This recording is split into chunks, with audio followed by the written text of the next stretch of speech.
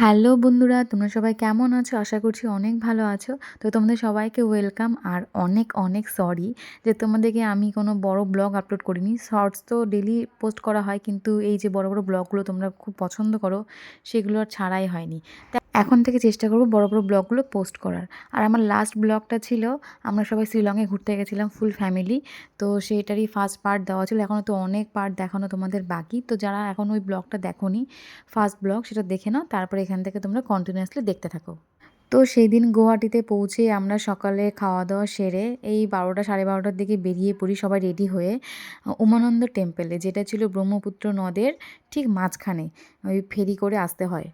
এই মন্দিরটা এতটাই উঁচুতে ছিল, বাচ্চা নিয়ে উঠতে আর নামতে যে কী কষ্ট হয়েছিল। তারপরে যাই হোক, সেখান থেকে ঠাকুর দর্শন করে আমরা চলে যাই আরেক মন্দিরে। এই মন্দিরের নাম আমার ঠিক মনে নেই, তোমরা যে জেনে থাকো প্লিজ কমেন্ট করো। আর এখানে এত বাদরের উৎপাত ছিল, চারিদিকে এত বাদর। আর শুনতে পাচ্ছি সেখানে নাকি ফোন, খাওয়ার জিনিস এ সমস্ত কিছু কেড়ে নেয়। তো খাওয়ার জিনিস কেড়ে নিলে ঠিক আছে, কিন্তু এত দামি ফোনটা যদি নিয়ে নেয়, আমি সেজন্য খুব ভয়ে ভয়ে একটু একটু করে ভিডিও করছিলাম। দেখো কেমন মানে ঢেকে ঢেকে দিচ্ছিলাম যে ফোনটা আবার কেড়ে করে না নিয়ে চলে যায়। আর যদি একবার ফোনটা গেল তো শেষ, পুরো ট্রিপটাই আমার মাটি। তারপর সেখান থেকে কোনোরকমভাবে ফোনটাকে বাঁচিয়ে চলে আসি এই জায়গাটাতে। এটা মন্দিরের মন্দিরটা অনেকটা উঁচুতে ছিল। এখানকার প্রত্যেকটা মন্দির একটু উঁচুতে, যেহেতু পাহাড় এলাকা। তো এখানে একটু পাটায় ভেজাই। তারপরে সেখান থেকে চলে আসি বিখ্যাত বালাজি টেম্পল, যার জন্য আমার আজকের এই ড্রেস আপ। আমার ইচ্ছে ছিল, মানে আমি ভাবছিলাম দিনের বেলা যাবো, দিনের বেলা গেলে ছবিগুলো বেশ সুন্দর আসতো।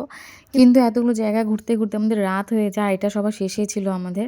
তো কিছু ছবি তুলেছিলাম, সেগুলো তোমাদের সাথে শেয়ার করছি। ছবিগুলো বেশ ভালোই এসছে, তবে দিনের বেলা হলে একটু খুশি হতাম।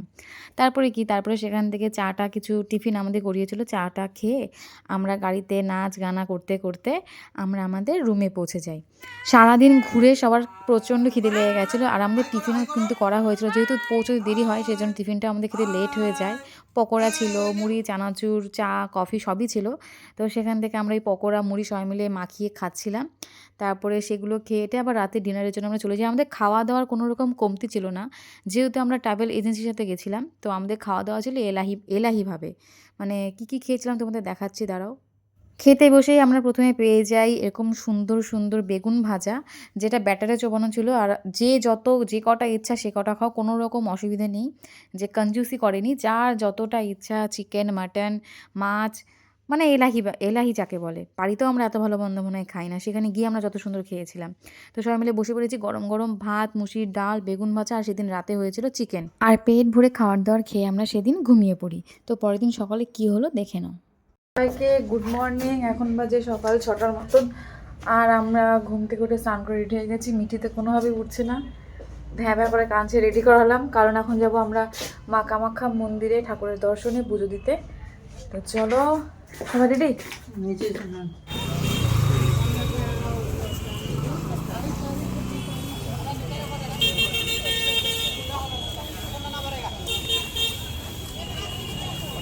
তো আমরা সেই মন্দিরে গিয়েই দেখি, মানে গেটের কাছেই এত ভিড়, এত লোকজন, বাপরে বাপ! মানে ভেতরে যে কত লম্বা লাইন দেখেই ভয় লেগে গেছিলো।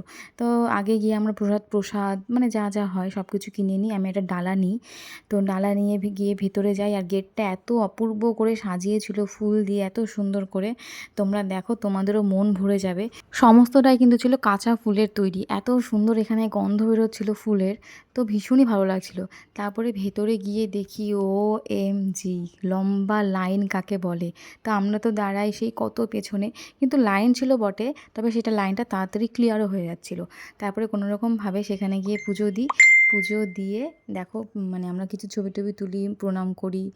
আর মিঠির সাথেও কিছু সেখানে ভালো কিছু ভিডিও বানাই, কারণ স্মৃতিগুলো থেকে যাবে জানি। এগুলো পরে যখন দেখব তখন খুবই মনে পড়বে।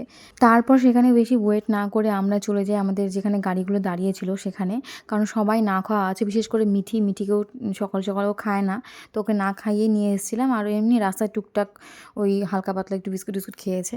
তারপরে সঙ্গে সঙ্গে আমরা চলে যাই। দেখো রাস্তাটাও ভীষণই সুন্দর ছিল। আর আমরা আজকেই বেরিয়ে পড়বো শিলংয়ের উদ্দেশ্যে।